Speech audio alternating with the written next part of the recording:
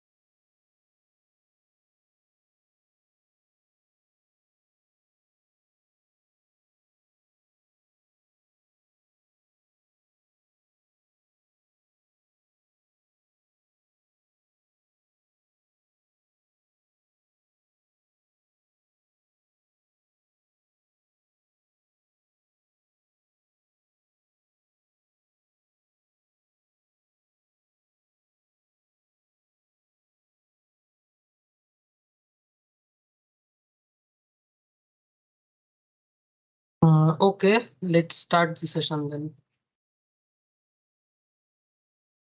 Good evening, everyone.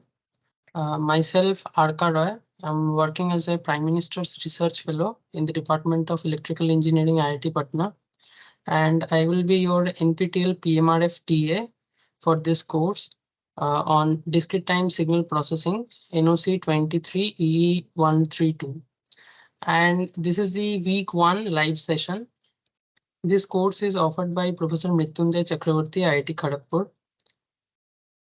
So these are the brief contents of today's session. So we'll start with a quick visit to the course content, followed by we'll go for a quick recap of the course content that is basically covered by the professor for this particular week.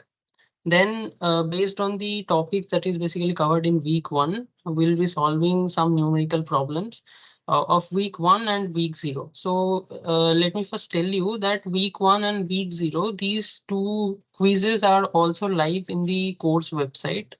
So discussing the live questions in the session is kind of unethical. Therefore, I have taken week 0 and week 1 questions of last year so that until and unless you are getting the grades, I will not be able to disclose the answers for the live quizzes that is basically there in week 0 and week 1. So I have taken the questions from the previous year, and at the same time, after you get the grades of week 0 and week 1 questions, you can ask me if there is any discrepancies there, or if you have any doubt regarding any of the questions in week 0 and week 1. After that, we'll be doing a Q&A session. So let me tell you that you can interrupt me at any point of time. If you have any question, you can just ask me. Feel free to ask questions at any point of time. I will be happy to answer the questions. So moving forward, let me start with the course content. So this is the course content. This is a 8-week course. So the core week 1 will be discussing about discrete time signals and systems. So in the real life, we basically deal with the analog signals or the continuous time signals. And in this course, we'll be basically looking to the sampled version of the analog signals, or we call them as discrete time signals. And followed by that, we'll be also talking about the discrete time systems also. In week 2, we'll be covering the DTFT, that is discrete time Fourier transform. In basic signal system course, we basically see that we have any analog signal, and then we do a CTFT, that is continuous time Fourier transform, which basically transforms the time domain signal into frequency domain signal. So we'll get amplitude versus omega plot, where we can get the frequency component, let's say omega 1, omega 2, and we'll be able to see the amplitude or the contribution of these particular frequencies. So this is basically the continuous time Fourier transform. In contrary to that, for the discrete time signals, we'll be having the DTFT or the discrete time Fourier transform. Then we'll talk about the relation between DTFT and analog Fourier transform, that is the continuous time Fourier transform. Let's. If someone has.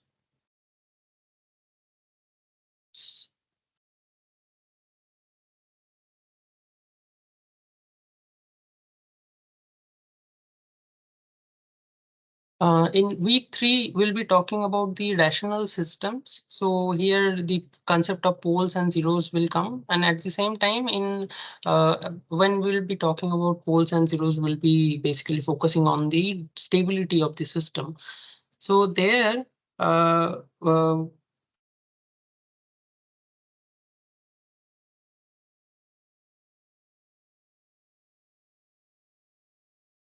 so my screen is visible or not? Is the screen is visible?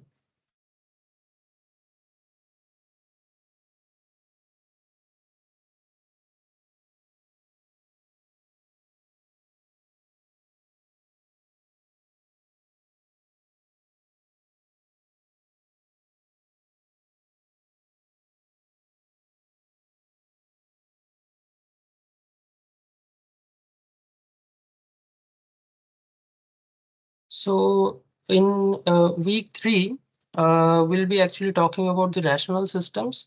Followed by that, we'll be talking about the poles and zeros of the system. That means the stability of the system also will be talked about. And along with that, we'll be talking about the Z transform. So in continuous time signals, there is a transform called S transform. So in S transform, it basically keeps about sigma and j omega, and this is called the S plane. In the S plane, we basically talk about the position of poles and zeros. Based on the poles and zeros location, we basically get the information about the stability of the system. So in contrary to that, in the digital domain, we have Z transform. And after building all these concepts in week 1, week 2, and week 3, we'll be able to start the advanced topics such as IIR filter design. That means the infinite impulse response filter design. And in week 5, we'll be talking about the FIR filter design. That is the finite impulse response filter design. We'll be talking about the filter structures also. For example, cascaded structure, lattice structure. There are several filter structures are there. In the corresponding weeks, there will be a detailed discussion on each of the topics. So just hang on with this. And in week 6, we'll be basically talking about the multi-rate signal processing. So the basics of multi-rate signal processing will cover the concepts of decimation of the signal, upsampling, downsampling, how we can change the sampling rate of the signal. So these will be covered in week 6. So, and we'll be talking about all the multi-rate signal processing perspectives in a very basic level. So, for example, decomposition of a signal, like that. And in week 7, we'll be talking about the discrete Fourier transform. So discrete Fourier transform basically comes from the DTFT, that is the discrete time Fourier transform. So in continuous CTFT, basically we get the continuous Fourier transform. That means the envelope is continuous. In DTFT also, we take the discrete time signals x of n. Here we take the continuous time signal x of t. However, even if we take x of n, the DTFT envelope still becomes a continuous envelope. Now, processing the continuous envelope in a computer system, that is basically difficult because we need to store infinite number of samples. So to avoid that perspective, we do DFT, that is the sampled version of DTFT. We take a period and we take the samples, so that instead of considering infinite number of samples for processing the data, we take some samples given a particular period. And then we process it in the computer to get the Fourier transform representation, that is called the discrete Fourier transform. And along with that, we'll be also talking about the circular convolution. Uh, and at the end, in week 8, we'll be talking about the fast Fourier transform. So till now, the DTFT, DFT, all these things are theoretical approaches. We need to have some algorithms by which we can apply all the theoretical knowledge into a computer system, so that to ensure the computational complexity is low. Uh, so for that particular purpose, the for fast Fourier transform, there is an algorithm. This is an algorithm, and this algorithm is basically used to employ the DFT in the computer systems. So DFT is the theoretical approach, and FFT is basically the algorithm through which we can apply DFT in the computer systems. So this is the basic course content of the discrete time signal processing course, and we'll start the recapitulation of the week 1 content. So we'll basically have a quick recap of this thing, the discrete time signals and systems. So with this, let me start the recapitulation part. So first thing of today's discussion is what is a continuous time signal, what is a discrete time signal, and what is the difference between discrete time signal and digital signal. So uh, we quite often see these two terms, discrete time signals and digital signals, are quite often used. Even the courses are also like in some where you'll see digital signal processing, discrete time signal processing. So what is the difference between discrete time signals and digital signals? Understanding that is very important to start this course. So in real life, for example, in the power line, let's say we have 220-volt, 50 hertz sinusoid.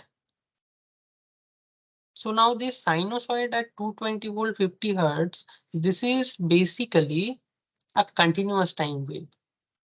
So in real life, let's consider this is an XT. So this XT is basically continuous time signal. In real life, any signal you see that is a continuous time signal.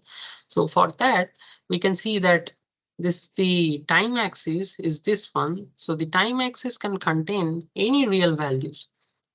And in the y-axis also, the y-axis, the amplitude also can contain any real values. That means the time axis and the amplitude axis both belongs to the real space. That means it can contain any real values. But as far as signal processing is basically concerned, if you have continuous time signal, you will not be able to process the signal in computer, because the computer works with the discrete time signals. As because in case of continuous time signal, uh, let me consider from this point to this point, I can segment this into an infinite number of samples, because let's say 0 to 1. So this range, if we think of a real number, I can segment this whole range into a infinite number of small segments. So for this infinite number of small segments, infinite number of y-axis value will also be there. Now to store that much of value in the computer system, that is very difficult, and quite often that is not possible yet. Therefore, to process the real life signals, we basically sample the signals with respect to time. So for a particular time, we take some samples and we convert the signal from a continuous time signal to discrete time signals. That means at particular instant of time, we'll consider some samples. Let me change the color. So at particular time instant, we'll be considering some samples, and in between these two will neglect. Now there is another caution we have to take care of, that we cannot just randomly sample the signals, because if we mess up the signal sampling, then after the reconstruction will be mess up with the continuous time signal representation or the original signal representation that we are sampling. So there is a theorem, popular theorem is there, Nyquist theorem. Nyquist sampling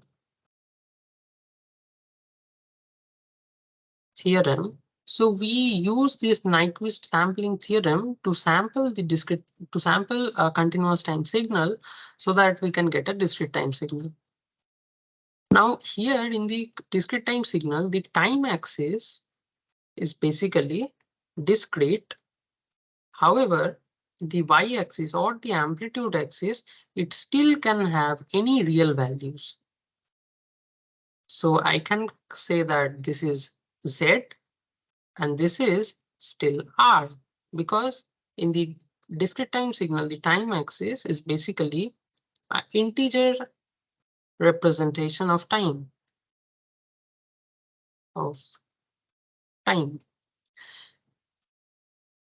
And the y-axis can take any real values. So y-axis, it is still not a discrete. It is still able to take any real values. That means it can have the continuous nature.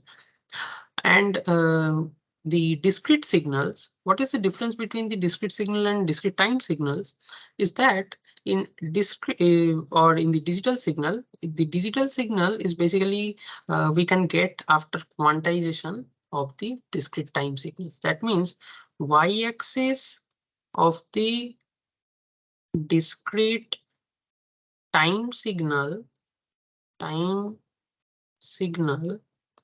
if we quantize it using, let's say, some ADC, then we can get the digital signal. So for example, you have a 3-bit, or let's say you have 8-bit ADC. So you will be having 2 to the power 8 number of representation levels. And let's say you have to your maximum voltage level is V, then your resolution will be V by 2 power 8. That means you can represent these voltage values using a resolution of V by 2 power 8.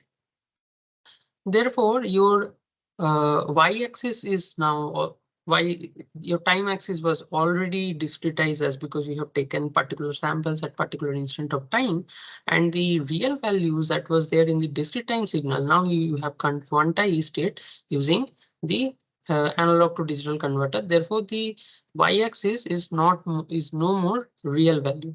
Therefore, from the sampling of a continuous time signal, we can get a discrete time signal. And after quantizing the discrete time signal, we can get the digital signal. So this is the basic overview of the difference between continuous time signal, discrete time signals, and digital signals. So how to represent any discrete signal? For example, we have a continuous time signal x of t like this. And we have a Dirac function. So delta n is the delta Dirac function, which has 1 at n equals to 0, 0 otherwise. That means its structure is like this. Delta n equals to 0, and this axis is n. As because it's a digital signal, we are not talking about t, we are talking about n. However, here the signal is a continuous time signal, so I have written the time axis is the x-axis as t. Now let's say I have to represent this signal using in a discrete format.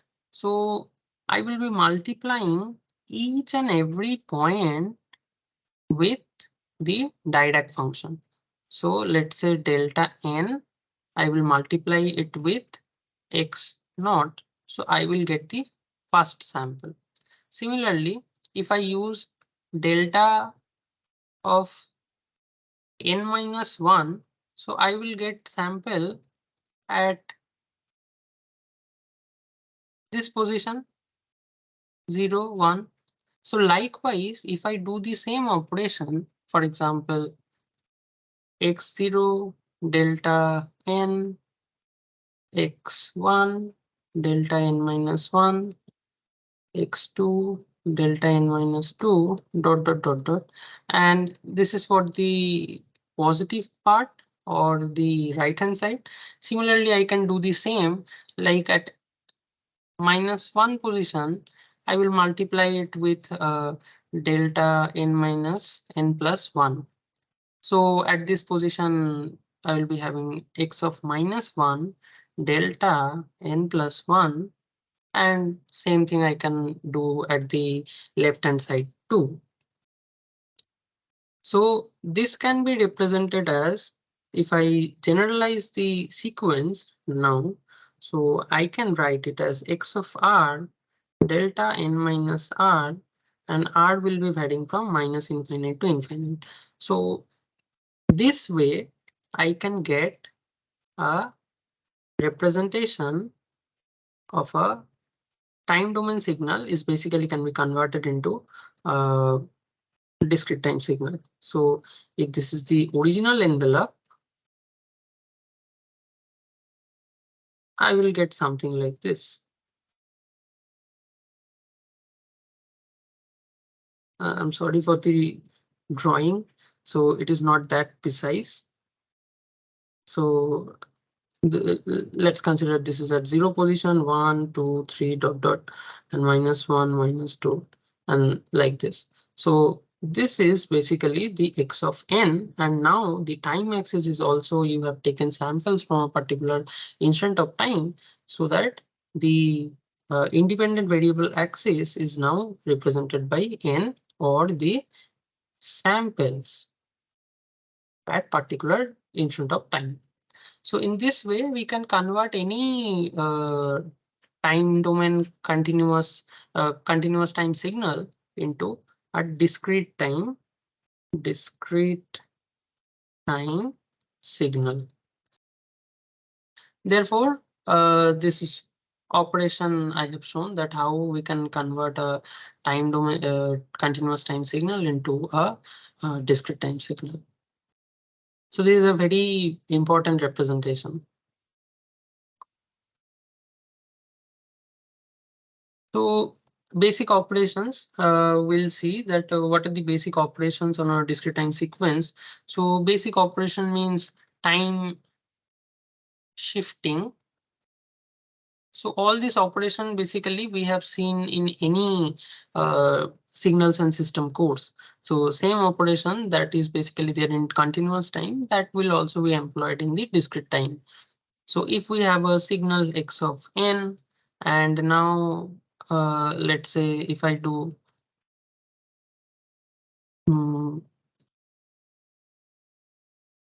let me just remove this.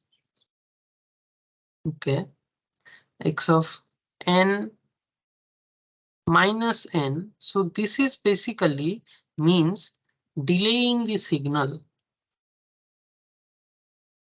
So if this is the sequence 0, 1, 2, -1, -2. So let's say these two are 1, these two are 2, and this is 3. So x of minus n, let's say x of n minus 1. So this is by delay by 1 unit. So everything will be shifted to this side by 1 unit. For example, the sample at 0, now that will be shifted to 1. So this is 0, this is 1, this is 2, this is 3. So this will be the sample at position 1 that will be shifted to 2. Sample at position 2 that will be shifted to 3. So likewise here also you can do the operation. So delaying means it will be shifted to right side.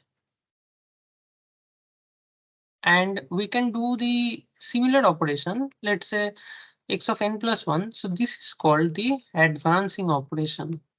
Advancing in time. So this is basically the left side shift. So whatever samples are there, they will be shifted to the left side. So for that matter, let's say we do the same exercise. So sample at position 0, that will be now shifted to at -1. Sample at -1, that will be shifted to -2, and sample at -2, that will be shifted to -3. So these are 1, and similarly you can do the operations for this side also. So that means whatever samples were there in the original signal, that is x of n, so for advancing they will shift to the left side, for delaying they will be shifted to right side. Okay, so see, there are few other operations are also there, like let's say time scaling. So time scaling is also like, let's say you have x of n. Now you are scaling the time x of 2n. So for that matter, how we can draw the output? So let's say yn equals to x of 2n.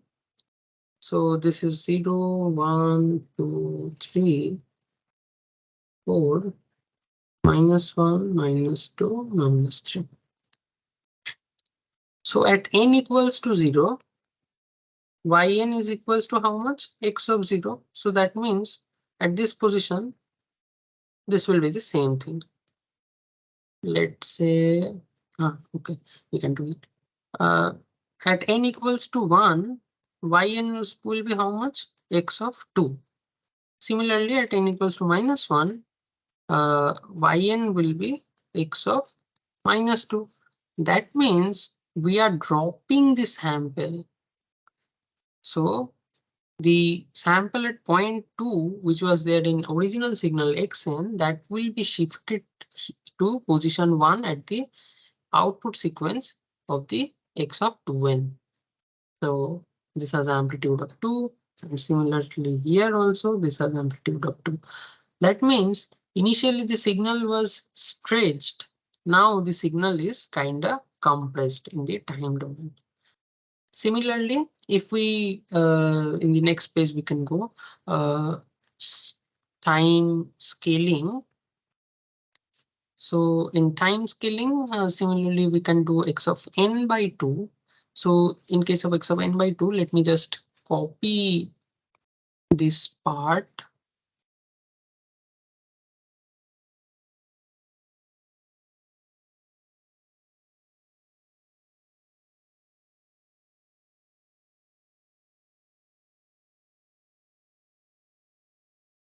Just remove this thing.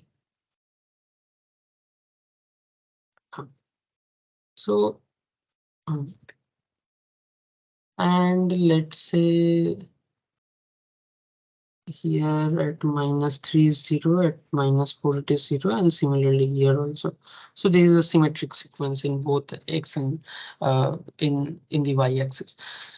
So x of n by 2, how the signal will come? So let us consider similarly x of y of n equals to x of n by 2. Now at n equals to 0, y of n is equals to x of 0. At n equals to so let me just plot it side by side too. So at 0, this is okay. At n equals to 1, yn equals to x of half, that is not possible. So here it is 0. So at n equals to 2, y of n is equals to x of 1. That means what was there in original sequence at first position, that is been shifted to the second sample.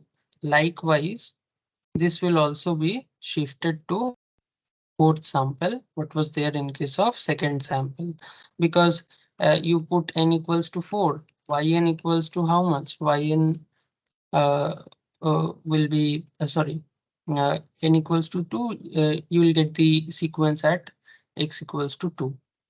And then you can do the same for this operation. So in this way, we can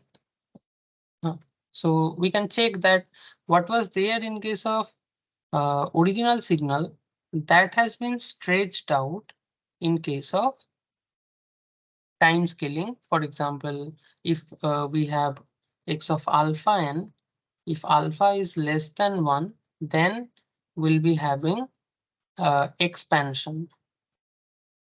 And when alpha is greater than 1, there will be having what we call compression in the sample axis. Sample axis, I mean in the independent axis. So in sometimes I may say that sample axis is a time axis. So that is quite acceptable error, because we are very much used to use the time axis. So I may misplace the word sometime. So the main motive is that if I also say that this is a time axis, this is basically meant to the sample axis only.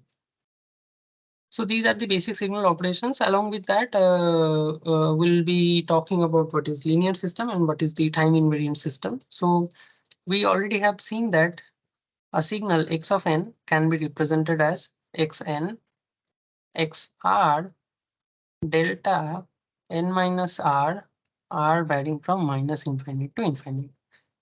So let's say we have a system that is t, and we are feeding the signal x of n so that we can get y of n.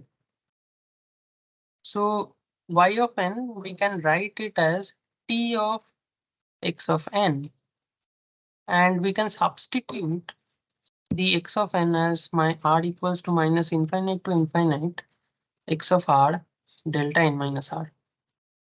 Now the transformation, the system transformation that is basically there, it basically works on the samples of xn. So the variables are in n that basically operates on the transformation. So in the summation, inside the summation, we can see that x is having a variable r, and delta or the Dirac function has a variable of n minus r. That means n is present there. So the t operation or the transformation operation can be moved inside of the summation. So likewise, we can do r equals to minus infinity to infinity x of r t delta n minus r. So we can also check that if a system has been a transformation t and a delta signal or a Dirac signal is basically inputted into the system. So the yn, we can write it as t of delta of n, and we can say that is the unit sample response, and we sometimes say it as impulse response. So impulse response, or we can say system impulse response. So the proper term will be unit samples response, but sometimes we do the insertion of the loose terms like system impulse response. So given the delta Dirac signal, we basically get the output yn, which is the system response h of n. Similarly, now we are doing the same thing. We are putting delta of n minus r. So if we have a transformation t system and delta n minus k is fed, so y2 of n will be t of delta n minus k. So this is h of n minus k. So we can write it like this: x of r h of n minus r. So this is minus infinite to infinite y of n summation x of r h of n minus r. So this operation is basically called the convolution operation. Convolution operation. So this is a fundamental operation for any linear system, and I just talked about convolution operation before talking about the linear system. So convolution operation is a very important operation as far as any linear system is basically concerned. So we can talk about what is linear system linear system. So linear system basically follows superposition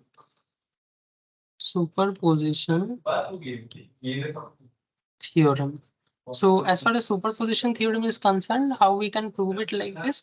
Let's say we have a system T and x of n is operating on the system. So x of n, t and yn, and we can write that x1n, if we feed, then we'll get y1n, and if we feed another signal, so we'll get another output. And if we feed c of x1n, c1 of x1n and c2 of x2n, so then y3n will be t operating on x1n, sorry, c1 x1n plus c2 x2n. And then we can take the c1 and c2 out because these are constant terms only. So t1 x1n plus c2 t x2n. So I can write c1 y1n plus c2 y2n. So that means and here let's say c1 and c2 and so c1 and c2 y2. That means if we apply the signals individually and then we take a sum, and if we initially itself we provide the sum of the signals and we take the output, so these two are equivalent with each other. That means this basically obeys the principle of superposition theorem, and we can say that the system is basically a linear system.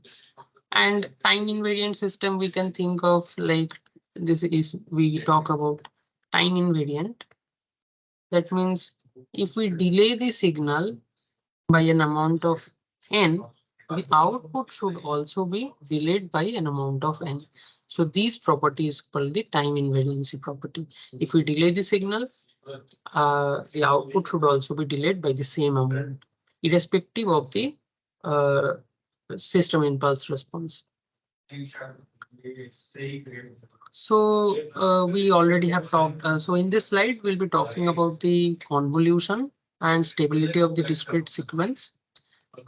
And we already have talked about what is convolution and how we can get the convolution system. So for your reference, as I will be sharing the slides, let me just copy this part over there for your reference.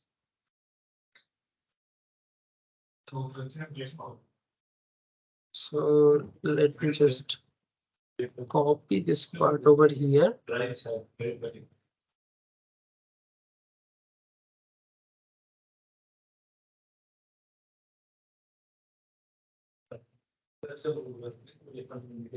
So this is basically the convolution theorem. So we have a signal and we pass it through a system and we take the output and we do the basic operations of the discrete signal processing, and we'll end up with the convolution operation. And convolution operation has several properties, like this is a linear transformation. Then it allows the commutative operation like that. So along with the convolution operation, we also have to talk about the stability of the discrete system. So stability of the discrete system, we can talk about like this.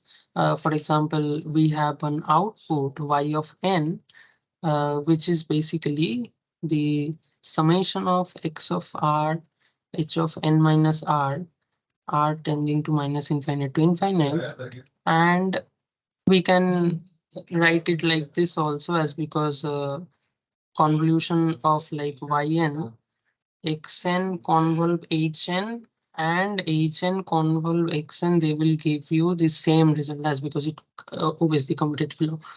Now h of r, x of n minus r equals to minus infinity to infinity. So we take a mod of the system. So according to the complex theory, if z mod z1 plus z2, so if z equals to z1 plus z2, let me be precise.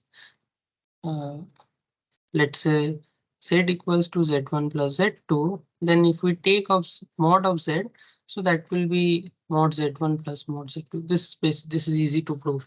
So for example, if you have a triangular inequality, so from the triangular inequality, if we add two arms of the triangle, that will be bigger than the third arm of the triangle. So likewise, we can do the same thing over here. H of r, x of n minus r, and r equals to minus infinite to infinite. And now we also know in the complex theory, if z is equals to z1 into z2, then mod z equals to mod z1 into mod z2. So this is also very easy to prove. If you can take any circle and then you can prove the same thing. And from here we can write h of r mod x of n minus r equals to minus infinite to infinite. And if we think of that, if your input is bounded, that means it is bounded in between a certain value. So the summation of this thing is finite. So we can write it like this: h of r into m.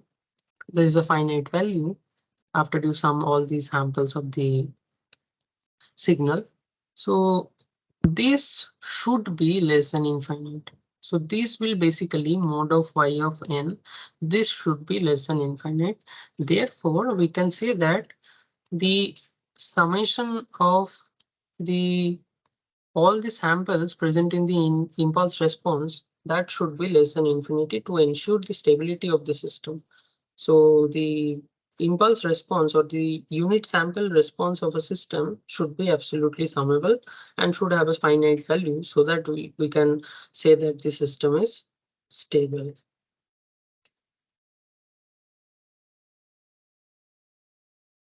So we have covered almost the whole thing that is basically covered by Professor Mrityunjay Chakravarti in the first week, and we'll start with the problem solving sessions. So this is the first question. So the first question, this is basically the very basic question. So this basically deals with the signal operations. So x of n minus 2, I will quickly show you the output diagram. So x of n minus 2, that means it is a delaying operation. So in case of delaying operation, these samples shift to the right side of the sequence. So if 0, 1, 2, 3, 4, 5, minus 1, minus 2, 6, and 7. Okay, so the sample at 0, that will be shifted to how much? At position 2, and sample at 4, that will be shifted to 6, as because we are shifting the signal by a delaying amount of 2. So this is half, this is this, and 3 plus 2 is 1, and likewise we can get the same signals. Now similarly at minus 1, whatever sample was there, that will be shifted to 1, and the rest of the samples will be 0. So this is what you get, x of n minus 2, and the x-axis is n. Now the catch is coming, and x of 2n is also what we have told in the earlier case. Like this is the alpha is greater than 1. That means it is compressing in the sample axis. Now in case of x of n, x of 4 minus n, we can do it like this. So let me just write it, x of minus n plus 4. And for these kind of composite operation, the method is like we'll see from this side, and whatever operation is there, I will do it one by one. So first operation is advancing the signal. So advancing the signal by an amount of 4. That means 0, minus 1, minus 2, minus 3, minus 4, minus 5, minus 6. So the fourth sample will be advanced by an amount of 4 in the left hand side, as because there is a plus sign. So 4 minus 4, that means 0. Here I will get half. 3 minus 4 at minus 1, I will get 1. Minus 1 minus 4, that means at minus 5, I will get 1. And in between all the samples are 1, so I will just copy it over here. So now this is just xn plus 4. We are not done with the inversion part. So now I have to do x of minus n plus 4. That means this is a time reversal. Whatever is there in the x-axis, we just take a mirror about y equals to 0, and then we'll just mirror it out. So this will be shifted like at 0, there will be half. 1 will be converted to plus 1. Sorry, minus 1 will be converted into plus 1. 2 until 5, as I'm getting 1. Let me just simply write it 5. And in between the samples, I'm copying. So 3 and 4. So whatever was there in the x minus side, in the left side, that is basically mirrored out, and all the samples has been shifted to the positive side of the sample space. So this is basically the final output x of minus n plus 4. So these two I have covered. Now let's say x of 2n. So for x of 2n, the output will be 0. Now at n equals to 1, it will have a value of x of 2. That means this sample.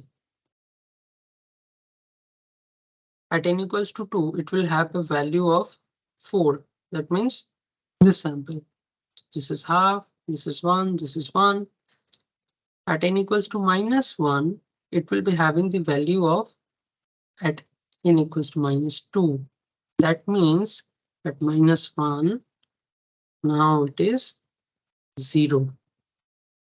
So whatever was there in the original signal, already I have told that this will be a compressing operation. So in the time in the sample axis, we can see the signal or the sequence has been compressed. Okay. So this is C, this is A, this is B. Now we have this part xn u2 minus n.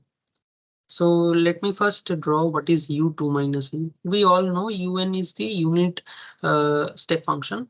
So this is the un, and let's say this value is 1. So I can copy it like this. So this is continued. Now we have to do u of minus n plus 2. So initially all the samples will be advanced by an amount of 2.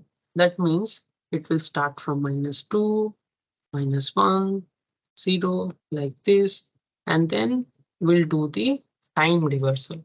So now this signal will look like it will start from plus 2. So like this, 2, 1, 0 like this. So this is basically the u minus n plus 2 sequence, and this is the u plus n minus plus 2 sequence. So in this way, we can get the u minus n plus 2 sequence. And now we have to multiply it with xn. So in the next slide, let me just write u minus n plus 2.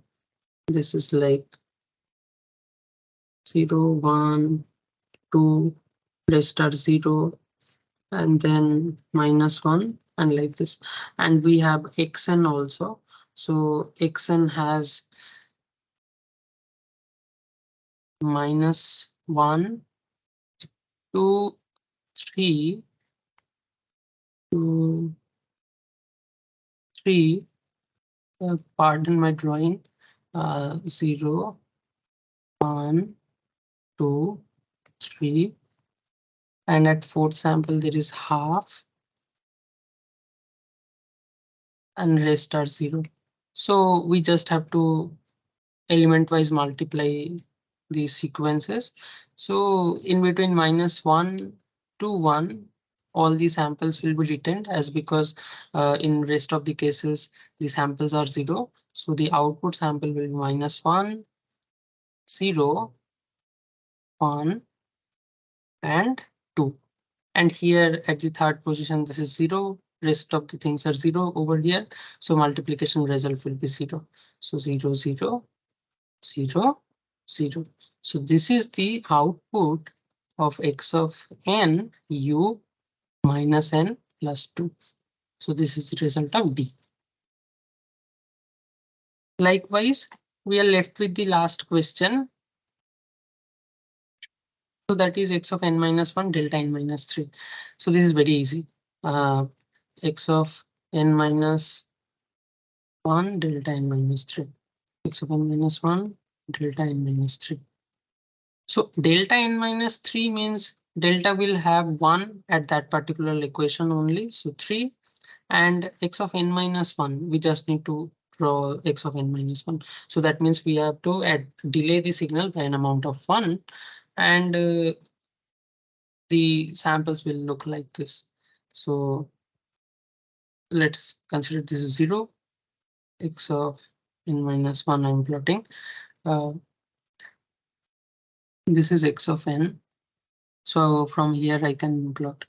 So -1 will be 0, and 3 will be 0, 1, 2,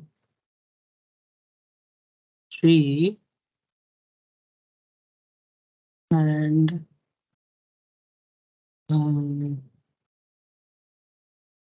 0, 1, 2, 3. Yes, this is 4, and here will be the last sample, that is 5, and which has amplitude of half, and rest of the amplitudes are 1. So now here also we have to do the element wise multiplication. So as because it's a delta n minus 3, we have to multiply this one with the sample at 3. Therefore, the output sequence will be this one only. So with this, the first question, we have solved all the parts. So there were 5 parts, and this is the solution. So moving to the second question is stating this, xt is a square pulse, which basically now xt, now we are dealing with the continuous time signal. So nevertheless, whatever is applicable in the continuous time signal, that is also applicable in a discrete time signal as far as basic signal operations are concerned. So at -1 and 1, these are the points, and this is 0, and this is x of t. Now the question is x of 2t minus 1. We have to say what is the location in the x-axis of the pulse. So we can think like this. We'll see the sequence from this side and we'll do the operations. So this is, let me show you in 2 methods. So let's see, this is the method 1, and in method 1, we'll see the sequence from this side. So if we see the sequence from this side, the first operation is delaying the signal by an amount of 1. So x of t minus 1, it will be 0 to 2, as because this is shifted by an amount of 1. And then what we have x of 2t minus 1. That means we are compressing the signal in the time axis. This is the time axis. So this will be 0, 2 divided by 2. That means 1. So that means your final range will be 0 to 1. 0 to 1. And this is the time axis. So already we have got the answer 0 to 1. So people can ask that why only from this side? So we can see the signal from the left side also. So for the left side, what we have to do, the method is little bit tricky. So here we have to strictly deal with the function of t. So if anything is multiplied with t, then we have to take it out or make it a common, and then we have to do the operations. So now we are seeing the sequence from the left side, and I have decomposed the function like this. Now uh, we can start doing the operations. So first operation is what? First operation is compression in time. That means 2t. So if I do the 2t operation, then this will be minus half to half, as because the range is now compressed. And then the second part is delaying by an amount of half. So delaying this signal by an amount of half. So minus half plus half will be 0, and half plus half will be 1. So by this method also we are getting the same thing. So the range or let me be precise about the question. So the x of 2t minus 1 is located between 0 and 1. Okay. Similarly, the third question, it is basically deals with HS is an analog filter which has a 0 at s equals to a and s equals to b.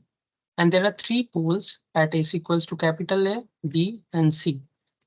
If HS is causal and stable, then there are four options. So stability in the continuous time case, in case of continuous time case, the stability is basically defined using the S transform, or we can call it as Laplace transform. That is what basically it converts to Z transform in the digital domain. So as far as Laplace transform is basically concerned, we get a S plane which considers the real part and the imaginary part, sigma and j omega. So the rule is that if your poles are lying in the left hand side, poles in the left side, then the system is stable. So let me and how we can get the idea of pole and zero. So we can say that h of s is, I can write it is like this: s minus a um,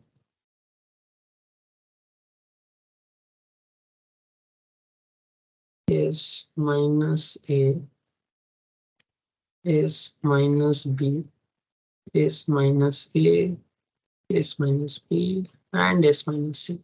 So poles are what? The numerator, sorry, the denominator you make equals to 0. So we'll get at s equals to a, b, c. These are the roots of the denominator. Similarly, these are called zeros. If you make numerator equals to 0, and you will get the roots of the numerator, and that you can say as these are the zeros of the system. So at s equals to a, b, c, we have got the poles, and to ensure the stability, we need to plot these values in the left side of the S-plane. Therefore, the system will become stable. So the right answer will be the A, B, C should be on the left hand side of the S-plane. So answer will be 3 to get a stable system. So moving to the next question. So that is the question number 4. The question is, if delta t denotes the Dirac delta function, then convolution between delta t minus 2t and delta t plus t is how much? So if I formulate the question, so it looks like this. So delta t minus 2t convolved with delta t plus uh, s- uh, t. So this is how much. So before that, uh, there is a very famous relation is there. If x of t convolved with delta t, so we can get the intuition. If you have x of t that is line from minus infinite to infinite, and you are convolving the t, you convolving the signal with a delta Dirac function. So that means at every instant of time you are making the shift to the delta Dirac function, and then you are multiplying it sample by sample, and then whatever signal you have fed, you will get the same thing as the output of the convolution, as because you are shifting the delta and multiplying with the same at that particular instant of time. So x of t convolved with delta t will result in x of t minus t. Similarly, x of t delta t minus tau, if we do the convolution, it will become x of t minus tau. So using this property, we can uh, mm, really we can use the property and we can get the result. So the function is delta t minus 2t, and it is basically convolved with t plus t. So we can write it like this: t minus 2t, and then as because it has basically uh, advanced sequence, so we can write it like this. So delta t minus t. In method 2 also we can more elaborately write it like this. As we know, x of n into h of n is equivalent of h of n convolved with, sorry, x of n. Then we can write it like this: x of t plus t, capital T, convolved with x of t minus 2t. So I can write it like this: t minus t plus capital T minus capital 2t. So delta t minus t. So this is the final answer, or the option A is correct for this particular question.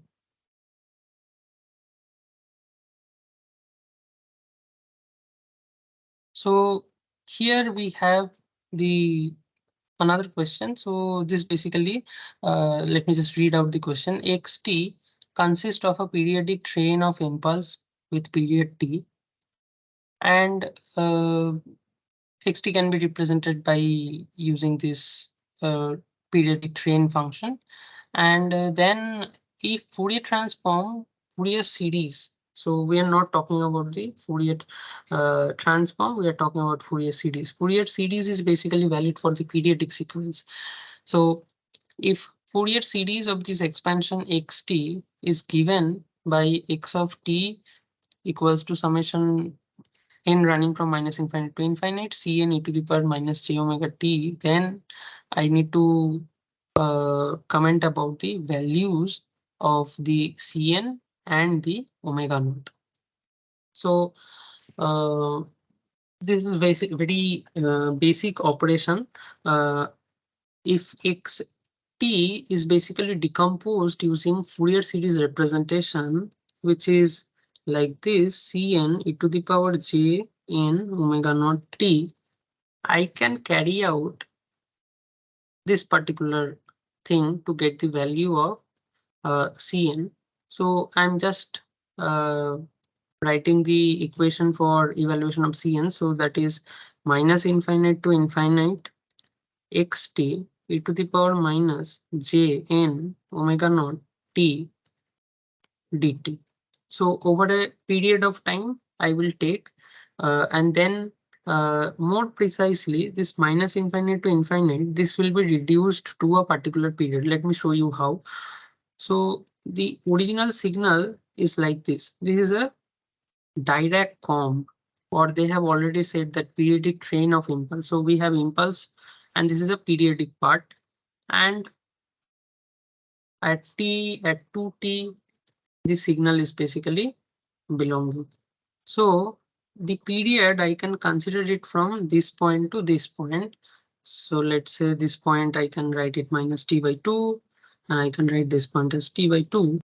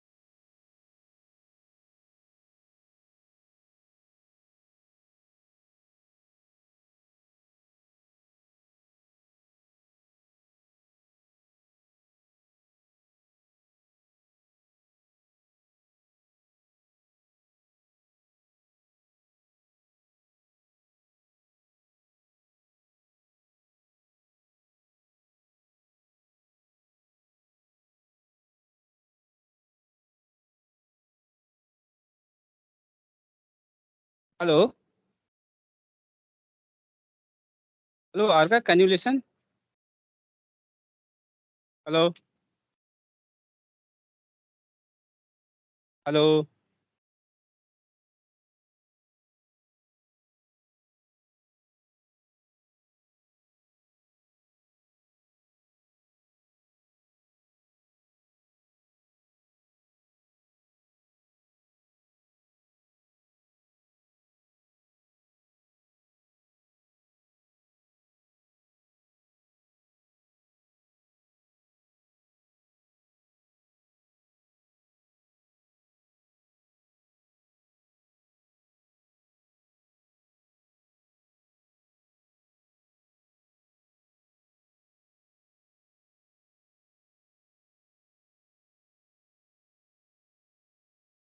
Hello.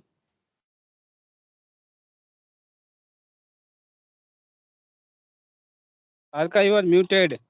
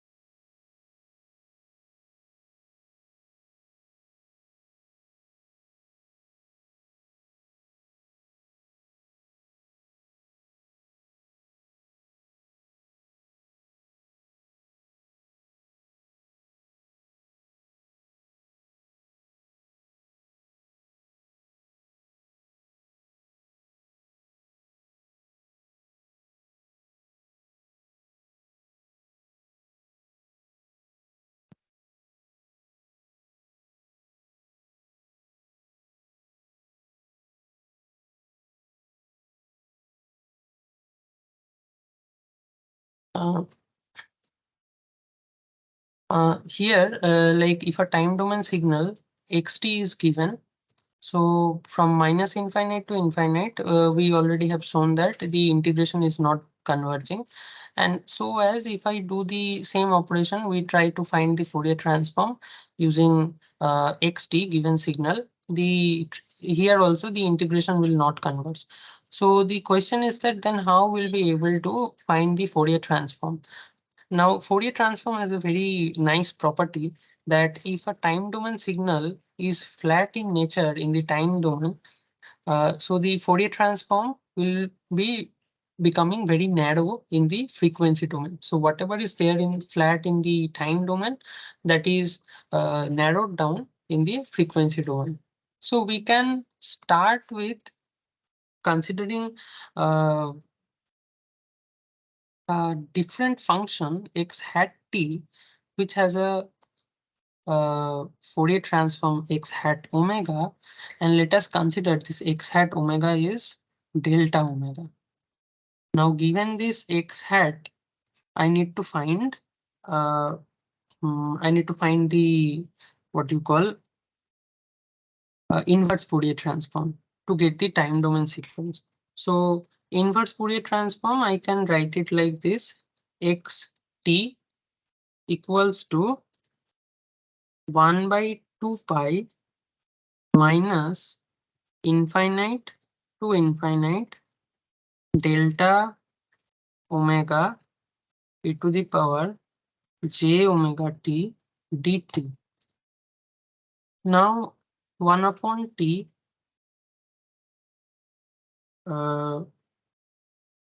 minus this to this. Now I am multiplying the delta omega with e to the power minus j omega t. That means whatever value is there at omega equals to 0, we have to evaluate at that point. So delta omega into e to the power j into 0 into t into dt, that will be effectively reduced to minus infinite to infinite delta omega dt. So the delta omega, we know by the definition of any delta Dirac function, if it is integrated over the axis, be it a time axis or it's a omega axis. Let's consider this is delta omega at omega equals to 0. This is valid at all other places. This is 0. Then if we integrate throughout this axis, the integration value will be 1. So 1 upon 2 pi, and then this integration evaluation is 1, so 1 by 2 pi. So xt is 1 by 2 pi. That means delta omega has a inverse. If I do IDFT and let's say from this to this direction, this is DFT. So in this direction, when I do IDFT, I will get a time domain sequence 1 by 2 pi. And if we know if we multiply some constant in frequency domain, time domain signal will also be multiplied with same constant. So using this particular logic, let me multiply this thing with 2 pi, 2 pi delta omega, it will give me 1. So that means the IDFT DFT.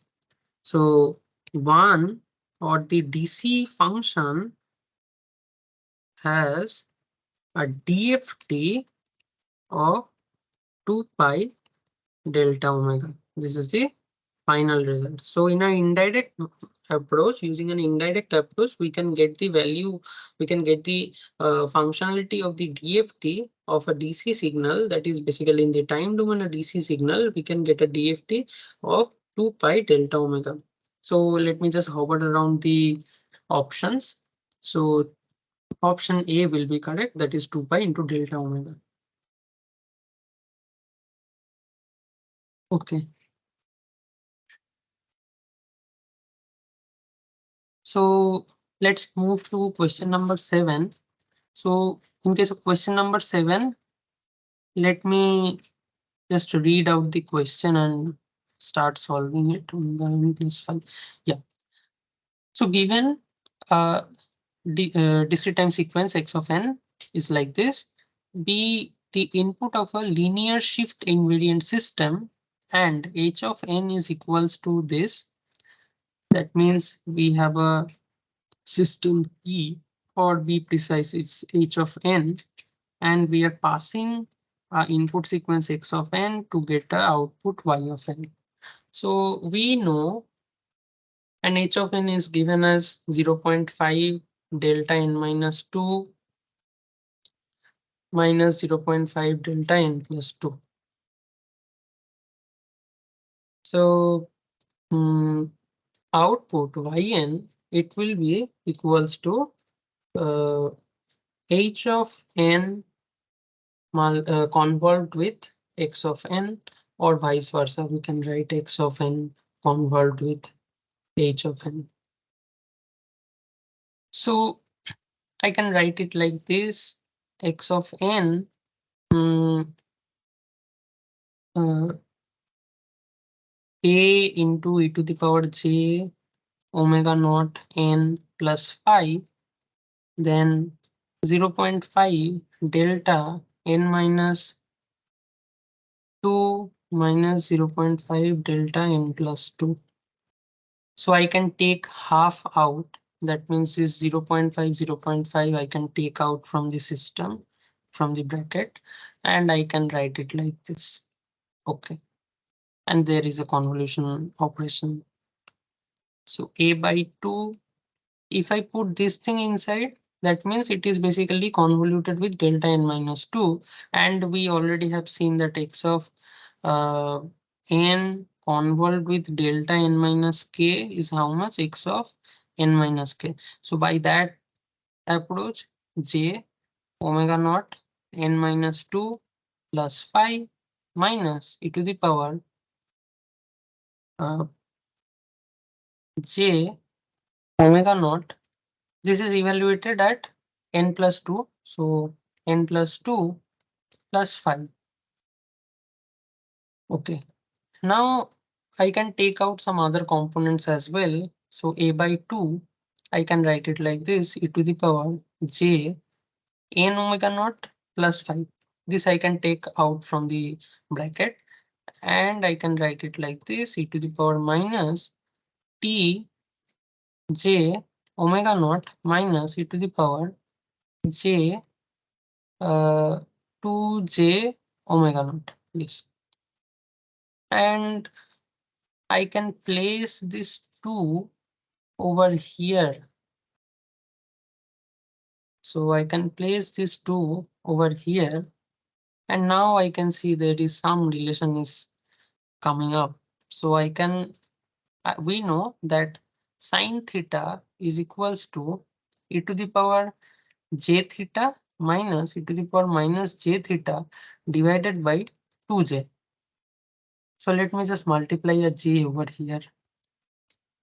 And as because we can see that the j theta part will be in the front, so we can take a minus out and write it like this.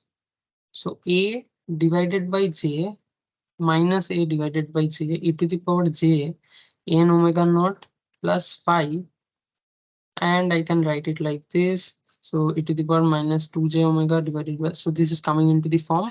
So sine 2 omega naught. Okay. But still I can see the results are not matching. So what to do? Let me just multiply uh, a j over here. Yes. So here I have made a mistake.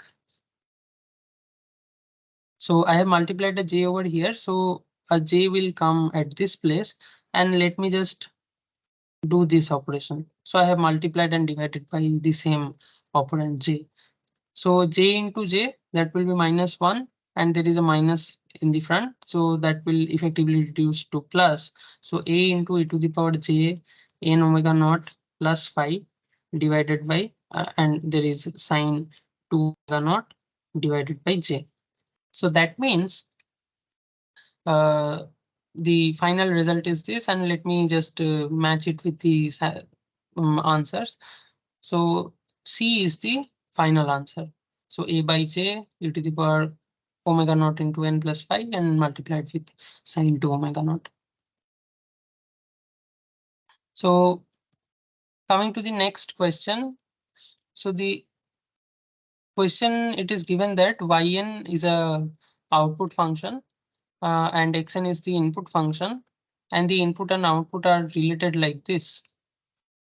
So a is equals to 0 to infinity, and we need to check the given output whether it is causal, stable, or non whether it is causal, stable, or linear or non-linear. Okay, so let me first start with causality.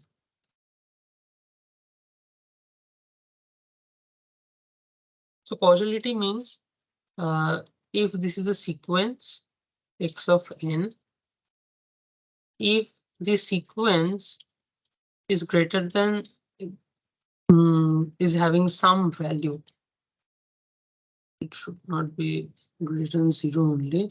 If x of n exists for n greater than 0 and x of n equals to 0 for n less than 0, for that particular time we can call the signal as causal signal. Okay,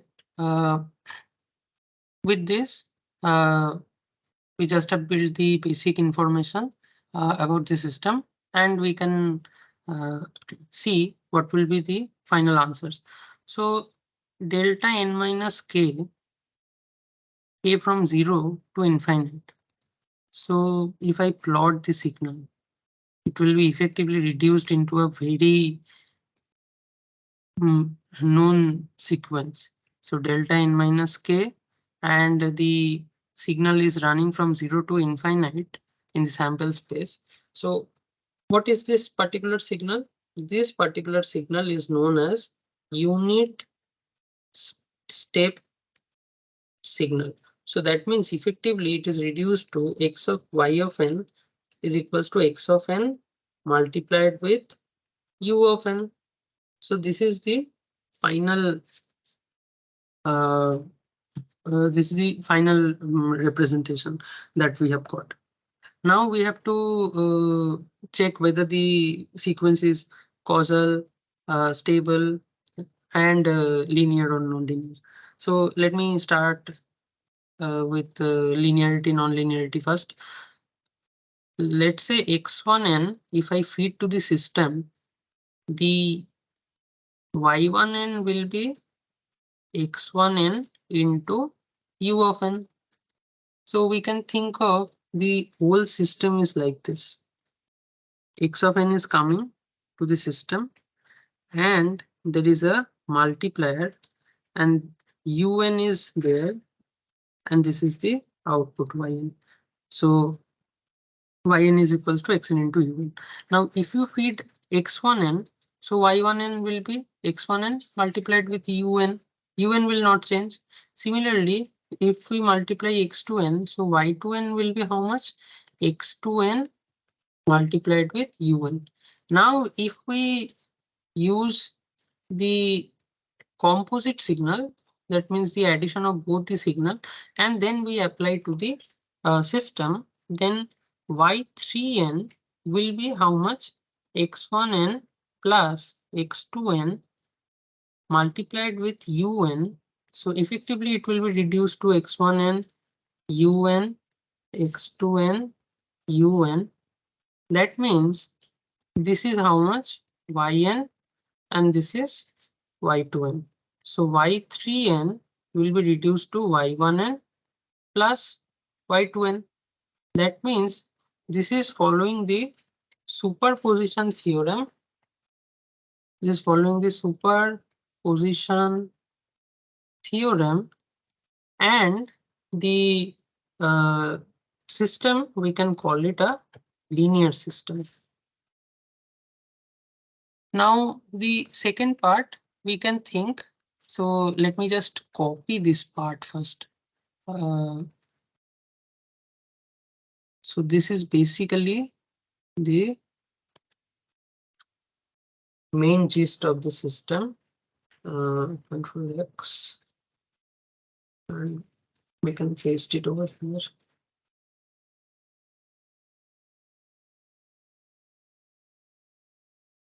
Okay.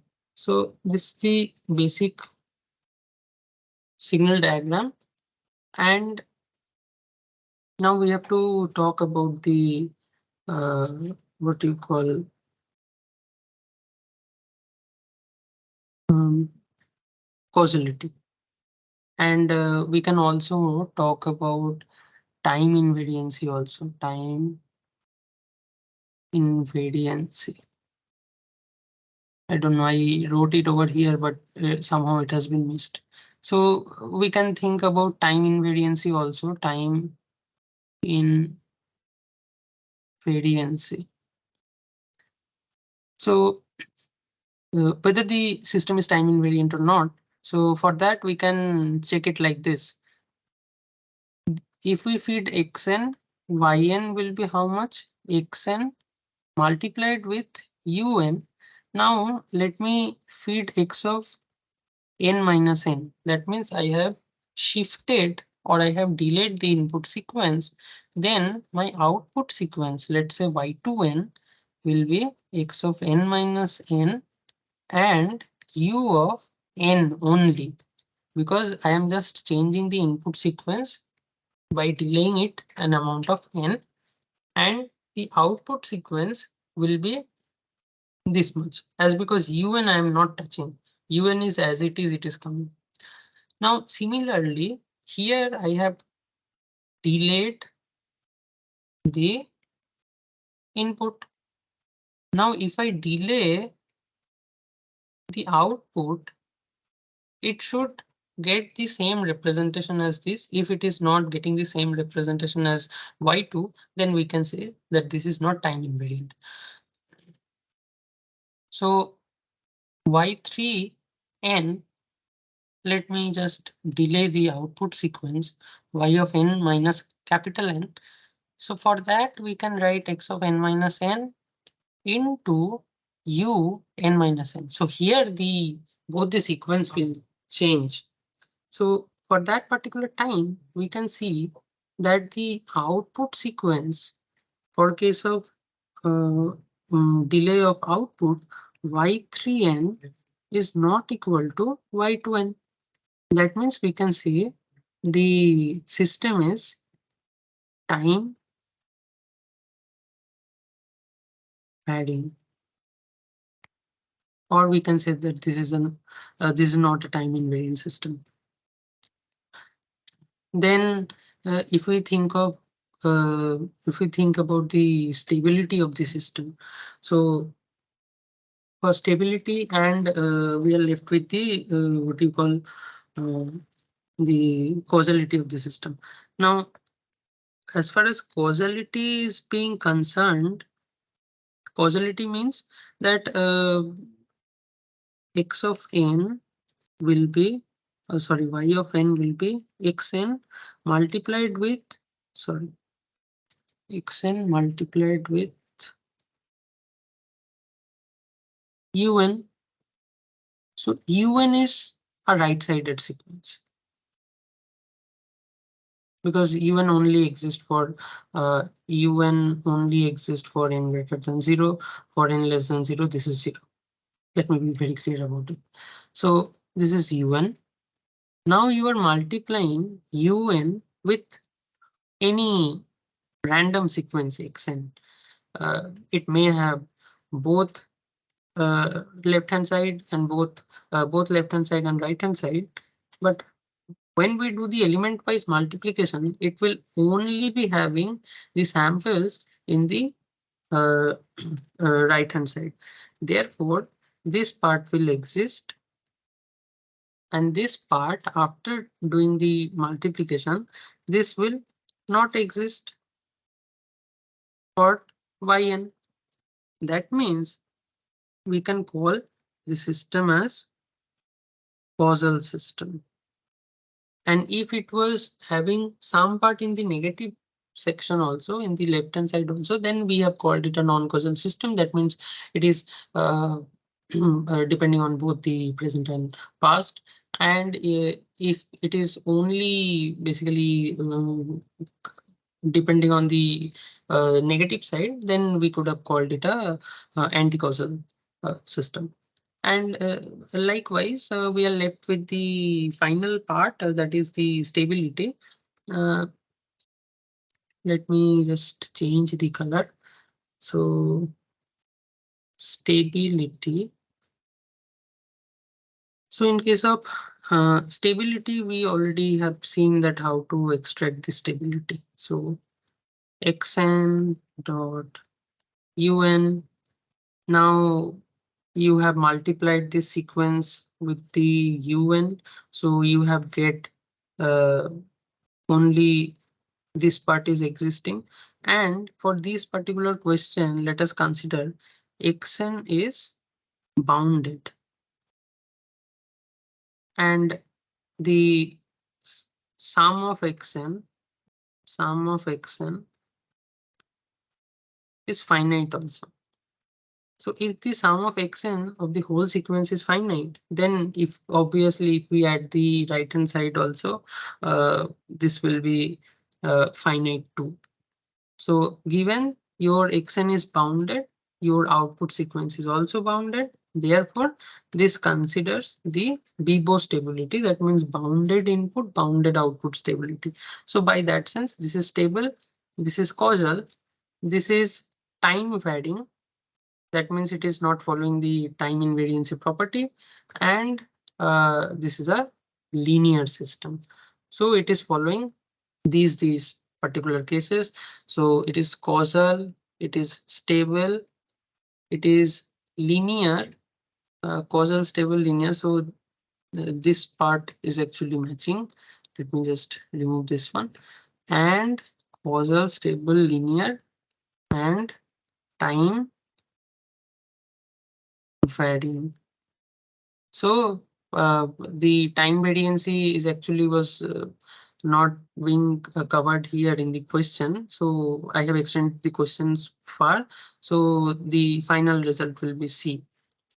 So let me just include in the C option the time variancy also. So if the option C is carrying time varying operation also, so this is the final result: causal, stable, linear, and time varying. So we are left with the final question. So the question 6, actually I left the question because this will take more time to solve this one. So I have covered the later questions are at beforehand. So let me just go to the question number 6. So question number 6 is basically based on the convolution operation. So you have given a particular graph xn, and you have a system representation function hn, or unit sample response, that is given in the question hn, and you have to perform the convolution operation at sample number 5. That means you have to find y of 5. So from the basic knowledge, we know yn is equals to xn convolved with hn, and I can write it like this also: hn convolved with x of n. So I can write it like x of r, h of r, x of n minus r, and r is varying from minus infinite to infinite. And this is y of n. And effectively, we have to find y of 5, that is h of r, x of 5 minus r equals to minus infinite to infinite. So let me first draw h of n. So h of n, as per the question it is given, delta n minus 3 plus delta n minus 5. So I can write it like this: at n equals to 0, it is having 1. At 1 it is 0. At 2 it is 0. At 3 it is minus 1. At 4 it is 0. At 5 it is having 1. 1 over here, 1 over here. So this is the HN sequence. And h of r, here we can say that h of r equals to h of n, as because we are just doing the change of variable. So change of variable will not affect the appearance of the sequence. So h of r and h of n, we can equivalently get the same sequence. Now we have to evaluate what is the structure of x of 5 minus r. So let me just plot x of r first. X of r. So x of r has the following structure: at 0, at 1, 2, 3, at 4 this is minus 1, at 5 this is minus 1. So 1, 1, 1, 1 over here. Now we have to find x of uh, x of 5 minus r. 5 minus r. That means x of minus r plus 5. And as we already have told you that if there is a composite operations is basically involved in a transformation of signal, we can look from this side, because this, if we look from this side, the operations will be easier, and we just have to apply each operation one by one to get the final result. So first operation is advancing the signal by an amount of 5 in the left hand side. Therefore, we can get the sequence like this. So 5 minus 5 will be 0. At 0, I will get minus 1. At minus 1, I will get minus 1. Then at minus 2, I will get 1, 1, 1. So minus 3, minus 4, and likewise at minus 5. So this is what x of r plus 5. Now we have to do the inversion operation to get x of minus r plus 5. So to do that, what we have to consider is uh, at 0, let me just change the color. At 0,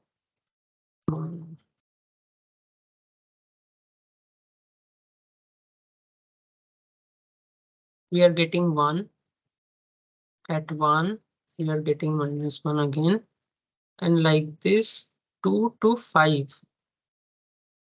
2, 3, 4, and 5. So for this, I got 1.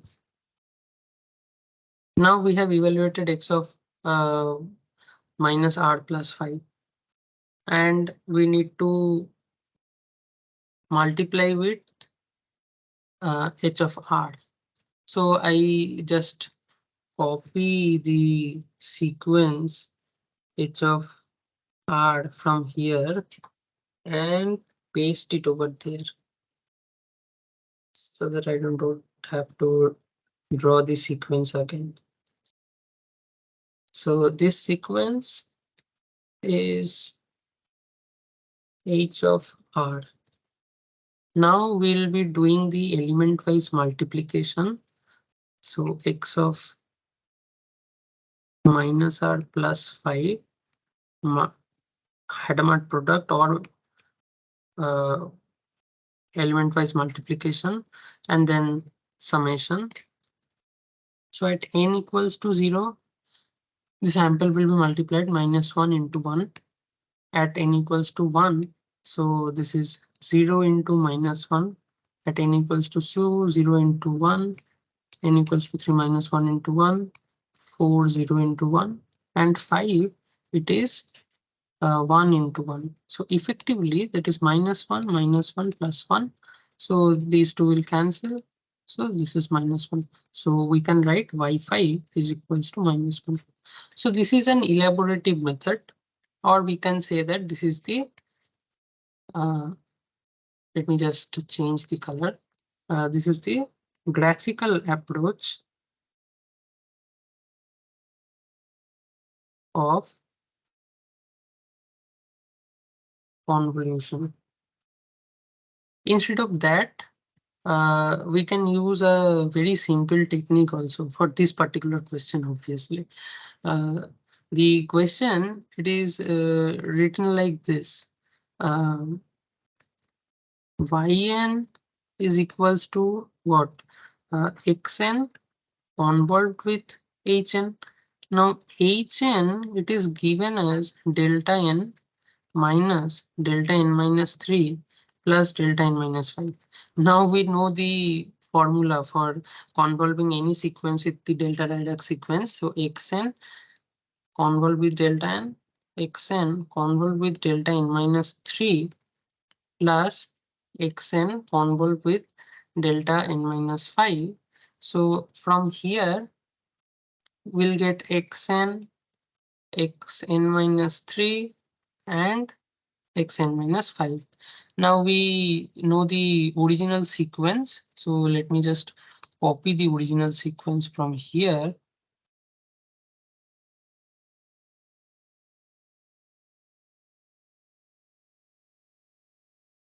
So this is the original sequence.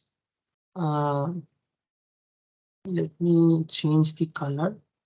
X of R or N. Let's just work with N only. So now the convolution, sorry. So the convolution operation is resulting this particular output.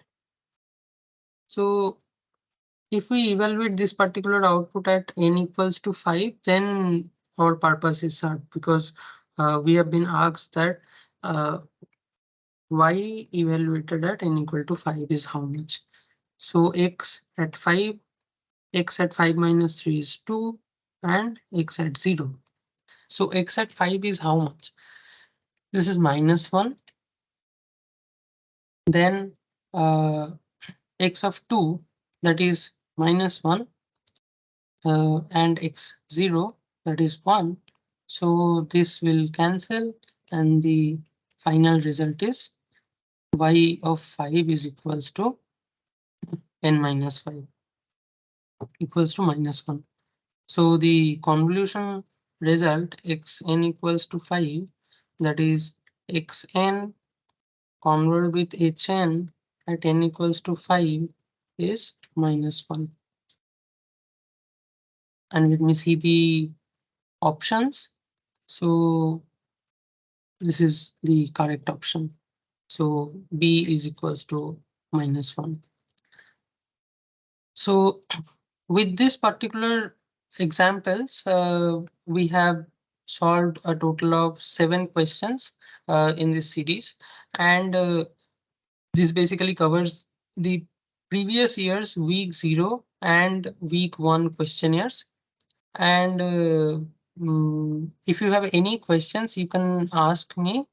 And at the same time, you can put your questions in the NPTEL discussion forum also, so that if any question appears, I will be able to answer. And if you have any question regarding to the upcoming quiz that is basically evaluated after 8th, so if you have any question regarding the live quiz questions of week 1, after getting evaluated, we can discuss about those questions also if you have any query about those particular questions, and week 0 questions also.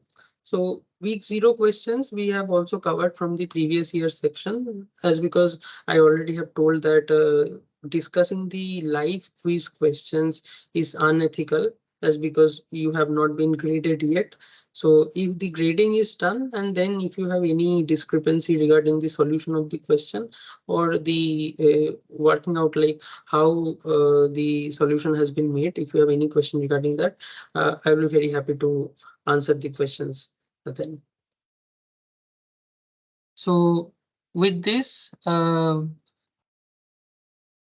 we have solved enough amount of questions for this particular week. And if you have any question, you can ask me.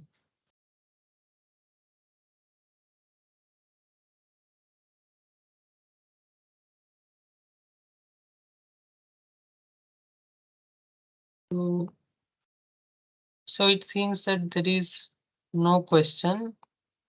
So we can end the session over here.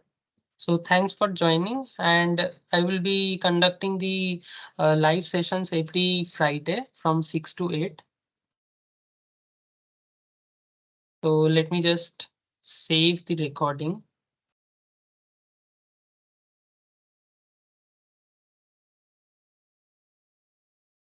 Okay. Stop sharing.